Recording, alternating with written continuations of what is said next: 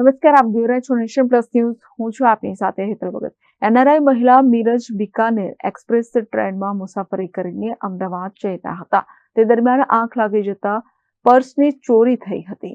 પશ્ચિમ રેલવેમાં મુસાફરી કરતા લોકોના કિંમતી સામાનની ચોરીના કિસ્સા ઉકેલવા માટે રેલવે લોકલ ક્રાઇમ બ્રાન્ચની ટીમો સતત એક્ટિવ રહે છે.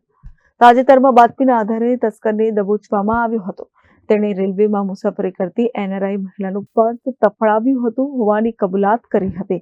આ મામલે રેલવે એલસીબીએ તસ્કર પાસેથી 2 દેશોની કરન્સી સહિત લાખો રૂપિયાની કિંમતનો મુદ્દામાલ જપ્ત કર્યો છે. વધુ કાર્યવાહી અર્થે આરોપીને આણંદ રેલવે પોલીસને સોંપવામાં આવ્યો છે.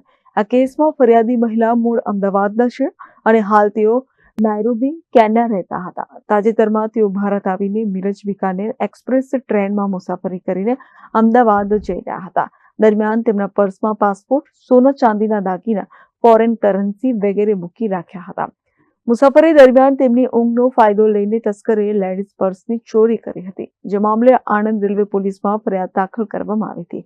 રેલવે એલસીબીના એએસઆઈને બાતમી મળી હતી, જેના આધારે રેલવે એલસીબીની ટીમો ઇરફાન ઉર્ફે ઢેમા શકુરભાઈ તૈલી સુધી પહોંચી હતી. તેની પાસેથી સોના ચાંદીના દાગીના, મોબાઈલ ફોન, અમેરિકન ડોલર અને કેન્યાની સિલિંગ કરન્સી મળીને કુલ કિંમત રૂપિયા 5.02 લાખનો મુદ્દામાલ જપ્ત કરવામાં આવ્યો છે. આરોપીને મુદ્દામાલ સાથે ઝડપી પાડતા આણંદ રેલવે પોલીસમાં નોંધાયેલો ચોરીનો કેસ ઉકેલાયો છે.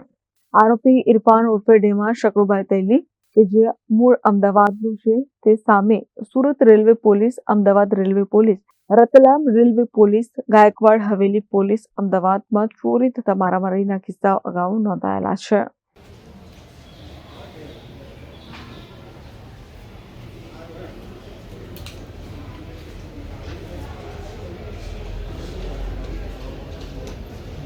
Bureau report, Nation Plus News. સમાચારોનો સતત અપડેટ મેળવવા માટે અમારી નેશન પ્લસ ન્યૂઝની યુટ્યુબ ચેનલને સબસ્ક્રાઇબ કરો, બેલ આઇકન દબાવો અને જોડાયેલા રહો ફેસબુક, ઇન્સ્ટાગ્રામ અને ટ્વિટર પર.